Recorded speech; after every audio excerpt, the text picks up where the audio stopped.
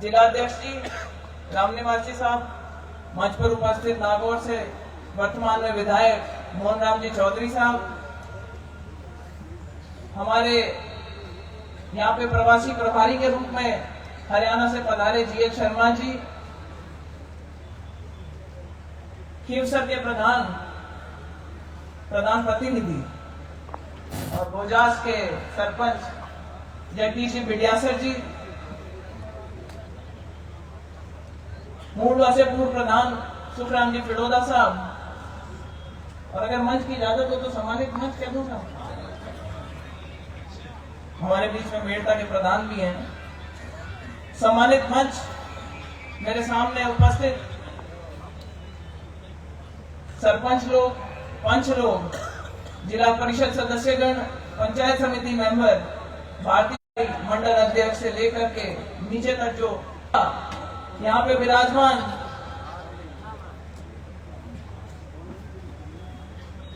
बड़ी संख्या में खीवसर विधानसभा से पधारे हुए बड़े बुजुर्गों और नौजवान साथियों, सबने भारतीय जनता पार्टी की रीति नीति के बारे में बात करी, कांग्रेस के बारे में बात करी, कुछ ने आरएलपी के बारे में भी बात करी। मैं 2-3 बातें आप लोगों के सामने इस मंच के माध्यम से रखना चाहती हूं। मैं कुछ घटनाक्रम बताना चाहती हूं कि खीवसर में हाल ही में जो हुआ और रेवा जी कैसे हमारे यहां से प्रत्याशी बनकर के आए। कुछ समय पहले मैंने भारतीय जनता पार्टी ज्वाइन करी, लोगों का बहुत समर्थन मिला। बाद में जगह जगह से आवाज आने लगी कि भाई हम भी चाहते हैं भारतीय जनता पार्टी के हाथ मजबूत करें, इस पार्टी में ज्वाइन करें। उसी के चलते आप जानते हैं बहुत बड़े लेवल पे हमारे जो प्रत्याशी हैं आपके यहाँ से मूलवा के प्रधान भाई रेवत राम जी डांगा जी और जगदीश जी बिडियासर जी ने भारतीय जनता पार्टी ज्वाइन करी। उसके पश्चात कैंडिडेट ढूंढ रहे थे कि खीवसर में कौन सबसे मजबूत भारतीय जनता पार्टी का कैंडिडेट हो सकता है। पार्टी ने एक सर्वे करवाया और उस सर्वे में जो सामने आया ज्वाइनिंग के बाद में कि रेवत डांगा जी शायद सबसे मजबूत प्रत्याशी साबित होंगे, उसके चलते आज ये इनको टिकट मिली। और मुझे लगता है कि जो सर्वे करने वाले थे कई बार तो 19-20 कर देते हैं, पर जो जन सैलाब आज आया है ना, मुझे लगता है सर्वे वालों ने बहुत ईमानदारी से काम किया। रेवा जी को आज इस मंच पर बहुत से ऐसे लोग हैं जो भारतीय जनता पार्टी में लंबे समय से जुड़े थे। देखो, एक बार को किसी के मन में हो सकता है कि भाई मैंने पार्टी के लिए बहुत काम किया, मैं बहुत साल से पार्टी से जुड़ा हुआ था, जिन्होंने कल ज्वाइनिंग करी आज उनको कैसे पार्टी ने टिकट देनी। वाजिब है, मन में थोड़ा सा मायूसी आती है, लेकिन लगभग सभी वो लोग जो खीवसर से प्रत्याशी थे आज इस मंच पर हैं। उन सब ने अपनी बात रख के पुरजोर तरीके से रेवत डांगा जी का समर्थन किया।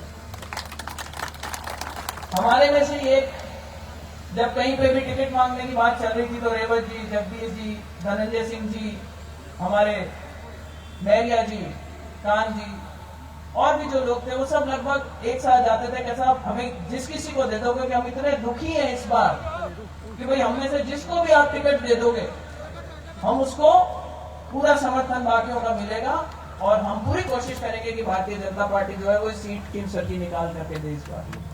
मुझे थोड़ा दुख भी हुआ सुन के, मैरिया जी को थोड़ी शायद ज्यादा मायूसी थी और उन्होंने कल कांग्रेस पार्टी ज्वाइन करी। मैं इस मंच के माध्यम से उनसे निवेदन करना चाहूंगी कि हमें आपकी जरूरत है, भारतीय जनता पार्टी के हाथ मजबूत करें, आप वापस आकर के परिवार में आए, इस मंच पे बैठे हम आपको पूरे मान सम्मान के साथ में आगे रख के चलेंगे और ये हम सब की लड़ाई, कॉमन लड़ाई है। ये बहुत घटनाक्रम जिस तरीके से चल रहा है आप जानते हैं, टिकटों के बाद टिकटें निकल गई, नागौर और खीवसर के कैंडिडेट लास्ट में जाकर के अनाउंस हो रहे हैं और उसका कारण क्या है वो सब पता है आप लोगों को। भाई अब की बार क्या है कि हमारे हनुमान जी और सीएम साहब जो हैं वो बिल्कुल एक साथ एक जैसे काम कर रहे हैं। उनके चलते उन्होंने बोला कि हरिंदर मिर्धा जी एक मजबूत कैंडिडेट हो सकते हैं, खीवसर से उनको नहीं मिलना चाहिए, तो उनको कहां पहुंचाना चाहिए कि उनको ज्योति के सामने पहुंचा दो। और यही ज्योति मिर्धा है। आप लोग जानते हैं कि जब हरिंदर मिर्धा जी पीछे बाई इलेक्शन लड़ रहे थे, मैंने कितनी ईमानदारी से काम किया था उनको जिताने का। मैंने कहा मेरा पूरा प्रयास था, एक एक बूथ की मैनेजमेंट मैंने करी थी यहां बैठ करके, जबकि उन्होंने अपने नामांकन में भी मुझे नहीं बुलाया था, लेकिन 20 दिन नागौर रह करके पूरा चुनाव मैंने संभाला था। और हरीश जी ने तो बोला था अपने भाषण में कि भाई इसी का खामियाजा ज्योति मिर्धा को भुगतना पड़ रहा है कि ज्यादा ईमानदारी से कांग्रेस की मदद कर दी थी। चुनाव का नतीजा जो भी रहा, उस टाइम नारायण बेनीवाल खड़े हुए थे, वो भारतीय जनता पार्टी और आरएलपी के कंबाइंड कैंडिडेट थे। वो जो ताकत थी वो भारतीय जनता पार्टी की ताकत थी, जिसके पीछे वो छोटा सा गैप था, लेकिन वो जीत गए। लेकिन उन्होंने क्या कहा, बड़े भाई से पूछो तो वो कहते हैं कि 25, भाई मेरे को भारतीय जनता पार्टी ने नहीं जिताया है, 24 सीटें जो भारतीय जनता पार्टी को मैंने जिता करके भेजा। बोला कि नहीं बोला उन्होंने पार्लियामेंट की सीटों के लिए। ऐसे कैसे नारायण जी जब यहां से खड़े हुए तो बोले भाई हमारा समझौता हुआ, एक सीट भारतीय जनता पार्टी को मिली और एक आरएलपी को मिली, मेरा भाई चुनाव जीत के ऊपर लड़ा और जीत गया बीजेपी से। आरएलपी और बीजेपी के कंबाइंड कैंडिडेट बनके आरएलपी से जीत गया। हमें ये ताकत समझनी पड़ेगी कि भारतीय जनता पार्टी का जो मूल वोट है वो यहाँ पे 60,000 से ऊपर गिनती शुरू होती है खीवसर में। और रेवत जी ने जिस हिसाब से आज लाकर के आरएलपी को अपने में लड़ाया है ना यहाँ पे मंच पे, उस हिसाब से मुझे लगता है कि रेवत जी के लाख से ऊपर वोट जाएंगे। आप लोगों का अगर यही समर्थन और इसी तरीके से मजबूती से अगर आप बैठे रहे तो मुझे 100% उम्मीद है कि ये जो सीट है ये भारतीय जनता पार्टी के खाते में जाएगी। फिर कल रात को जब लिस्ट निकली तो एक और पेज फंसाया उसमें। प्रयास ये किया कि किस तरीके से ज्योति को धीमा करा जा सके कि वो खीवसर नहीं जाए प्रचार में, या किस तरीके से कंफ्यूजन हो कि कुचेला के वोट बट जाएं।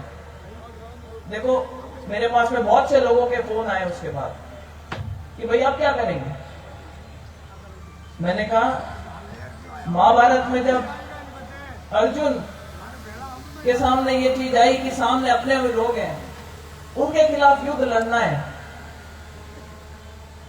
तो शंका आ गई मन में कि भाई मैं अब क्या करूं, तो सामने भाई है, उनके सामने खड़े होकर के कैसे युद्ध लड़ूंगा, कैसे मैं इस युद्ध में अपने भाइयों को नुकसान पहुंचा सकता हूं। तो भगवान कृष्ण ने उनको बताया था और अर्जुन ने पूछा कि भाई मैं करूं क्या। बोला भाई आप अपने धर्म की पालना करो। और अर्जुन जो थे वो क्षत्रिय थे, उनका धर्म क्या था, उनका धर्म था युद्ध करने का। हम नेता हैं, हमारा धर्म है कि जहां पे भी गलत चीज हो रही हो, जहां अन्याय हो रहा हो, उस अधर्म के खिलाफ हम भी लड़ाई लड़े। मैं इस मंच के माध्यम से बात सबको बिल्कुल साफ तौर पे बता देना चाहती हूँ।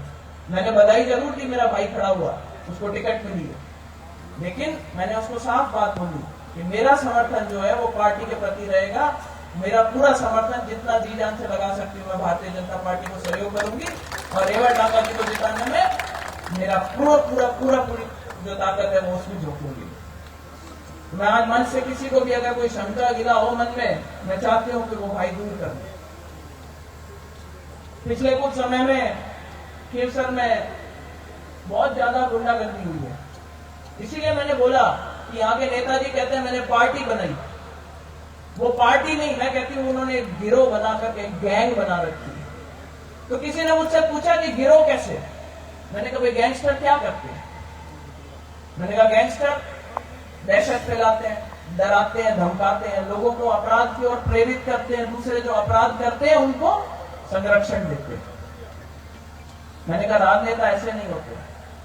समाज की बात करने वाले, जाटों की ठेकेदारी उठाने वाले, किसानों की ठेकेदारी उठाने वाले जो नेता हैं हमारे बीच में, आज मैं आप लोगों से निवेदन करती हूं कि जितना खीवसर ने शायद पिछले 15-20 सालों में भुगता है, शायद किसी विधानसभा में नहीं भुगता होगा।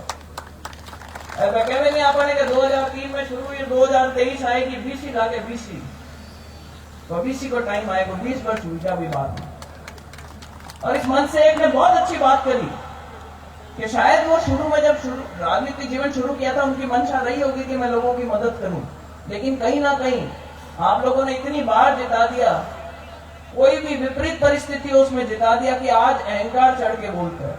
और अहंकार तो रावण का भी ले मारा उसको। आज अगर आप लोग मजबूत रहोगे और आज अगर उनको ये चुनाव हराते हो तो हो सकता है कि वो सही रास्ते पे चलने लग जाए।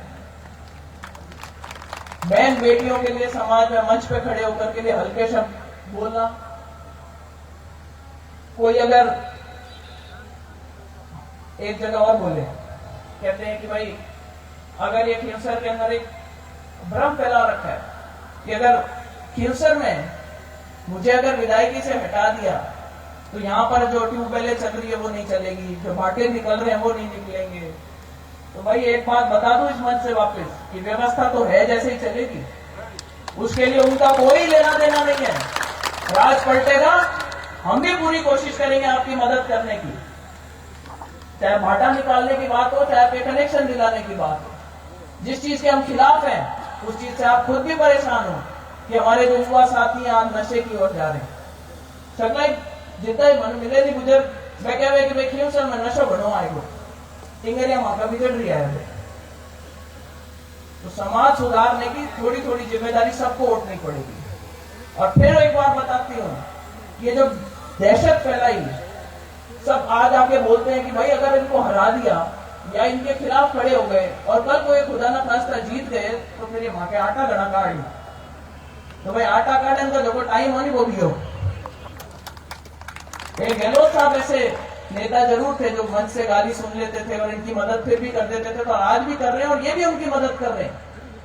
आप देखो आरएलपी का कैंडिडेट नागौर में नहीं उतारा, आरएलपी का कैंडिडेट सरदारपुरा में भी नहीं उतारा। पता चलता है कितनी घालमेल है। और अगर समाज का कोई सबसे बड़ा दुश्मन रहा है, मैं इस मंच के माध्यम से कहना चाहती हूँ कि वो अशोक गहलोत था।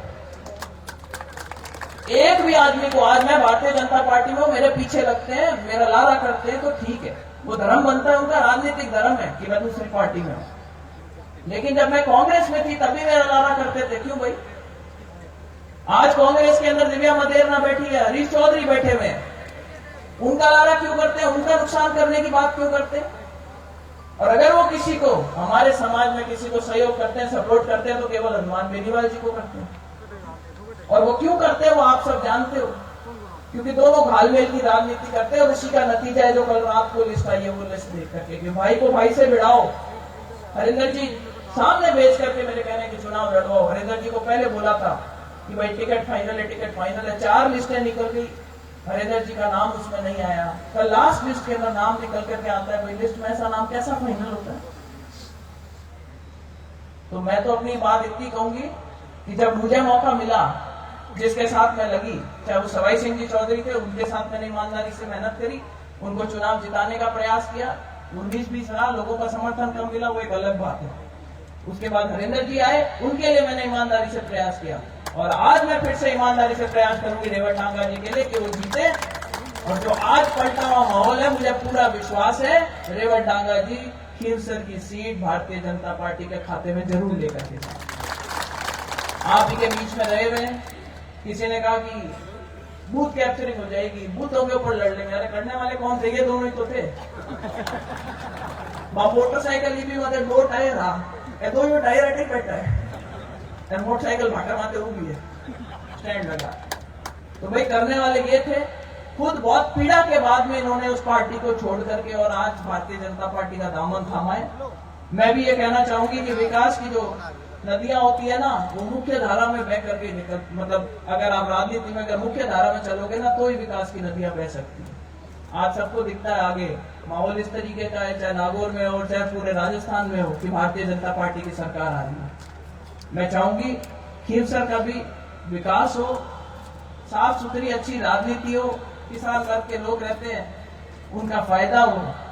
और रेवत जी के बारे में एक चीज मैं हमेशा बोलती थी कि रेवत जी बड़े भावुक आदमी है।